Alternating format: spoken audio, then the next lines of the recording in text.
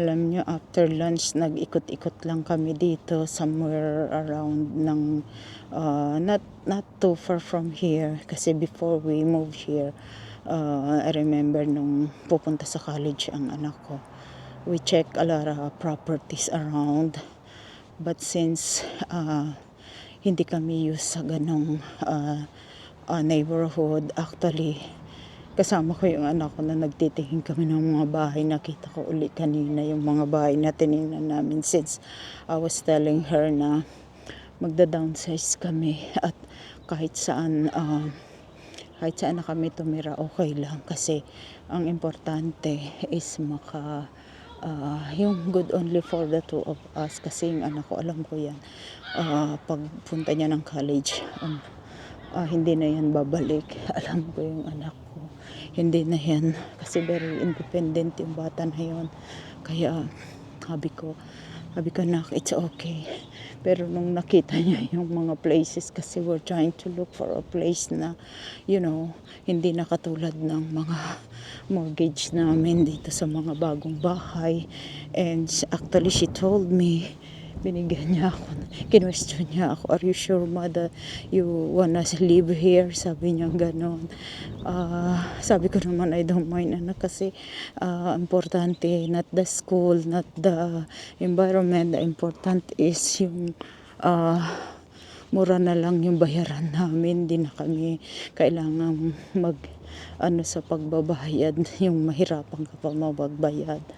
Although at least sana man lang, habi ko yung at least yung sa mortgage namin we can save a little something kasi nga pagka ang bahay mo medyo mahal, syempre kahit gusto mong mag-save ng pera napakahirap. But anyway, nakita ko talaga yung expression ng anak ko na, Mom, are you sure you're not gonna get depressed if you move here? Sabing ganun ng anak ko. But anyway, hindi ko rin naman kinuha yung place na yun kasi nakita ko yung mga bahay na binibenta talaga naman pong kahit ako hindi ko rin kaya lang like I said kasi pupunta siya sa college, sabi ko gusto ko yung mababa na yung magiging monthly namin. But like I said, like she said, tinatanong niya ako kung kaya ko mag-stay sa ganung place. Hindi naman problema yun sa akin, kaya lang talaga palang mahirap din kung galing ka sa ganitong lugar and then kukuha ka ng place na medyo malayo sa lifestyle mo na kinasanayan is hindi pala talaga madali. So anyway, nag-worry din yung anak ko pala sa amin sa pagtitirahan namin during that time. But anyway, hindi rin naman kami tumira sa ganon. So, meron lang isa kasi I have no choice kasi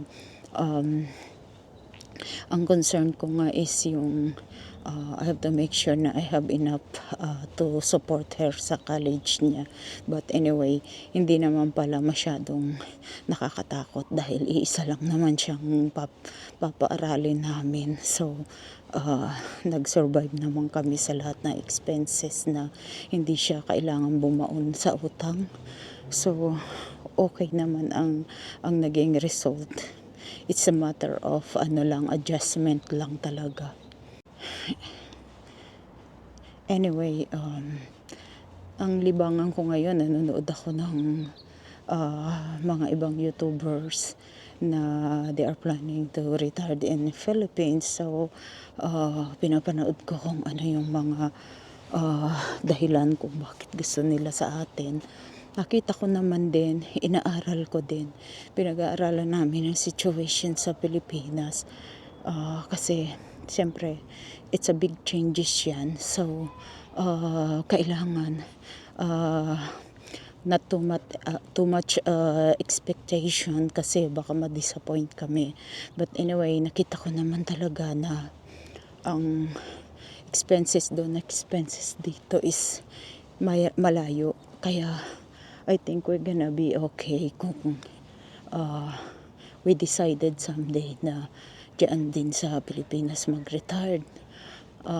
Kaya nga lang, ang nakita ko talagang if you planning to return to Philippines, wag yung sobrang tanda mo na kasi para bang iintayin mo na rin lang din doon yung end mo. So you rather, you know, at least may time ka pang makapag-adjust sa lahat.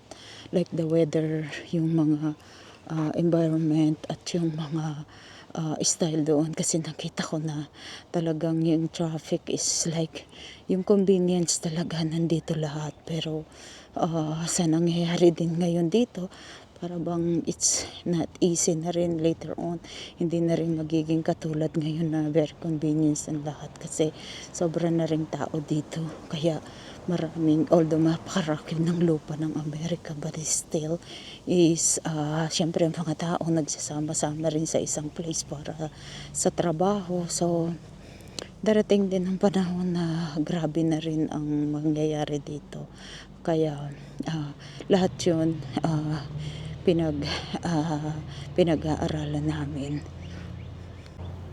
But I'm sure sa expenses, talagang panalo ka dyan kung dyan namin dadalhin yung retirement namin.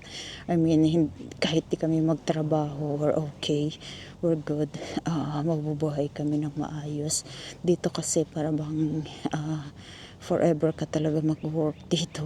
Kaya especially kung mayroon kang mortgage kaya nga ako talagang ako yung taong masyadong warrior kaya I prepare everything. Look, pinrepair ko lahat aside from my daughter, pinrepair ko lahat pati yung sa amin kaya naka-ready kami dyan na to make sure may titirahan kami, to make sure na wala kaming mortgage, na wala kaming kailangang bayaran ng monthly except the bills ng utilities at saka everyday needs namin but at least our retirement's good enough to live like very like comfortable dyan sa atin. So talagang ang laki ng chance na dyan talaga namin nakikita ang buhay na mas maayos compare dito. So anyway, pero yan pa lang naman ang mga iniisip. Syempre, about medical, nakikita ko rin, napag-aralan ko kasi noon sinanay ko kung paano ang style ng medical dyan. Actually, it's a lot of money talaga. Pero kahit nasaan ka, kahit dito ka, malaking pera pa rin. At saka nakita ko ang style dyan, parang dito na rin kasi dito, yung mga insurances like for example you have a surgery kung may mga surgery dito kung wala kang complication the next day or that day talagang i-release ka na ng doktor because the insurance will not gonna pay for your bills. So nakita ko kaya nung time noon na pag nagkasakit si nanay, good thing I have a sibling back home na tinutulungan nila ako. Basta ang sabi ko lang, sabi lang kasi may nagsuggest sa akin na isang doktor na kung wala namang complication, pwedeng ilabas. Kaya si nanay noon na try ko one time when she was in hospital nung na-ICU siya.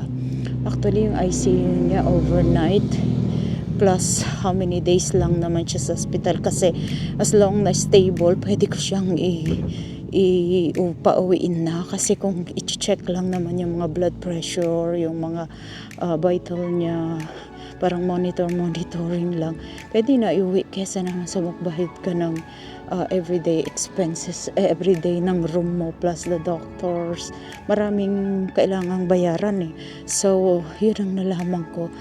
Kaya okay na rin unless na talagang para hindi ba tumaas yung bills mo.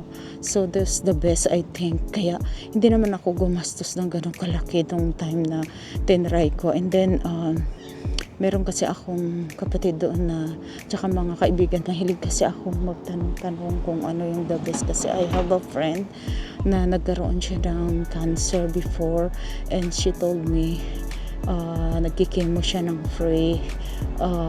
Parang nag-apply din siya ng parang disability niya na temporary disability. So anyway,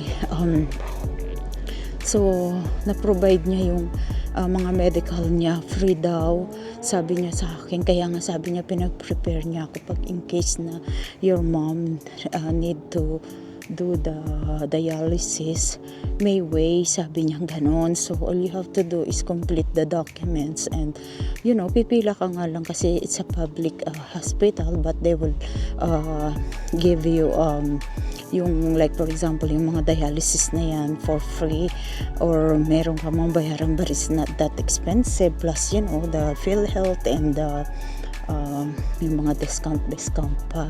Kaya sabi ko okay lang naman. At saka like I said, if your time, it's your time.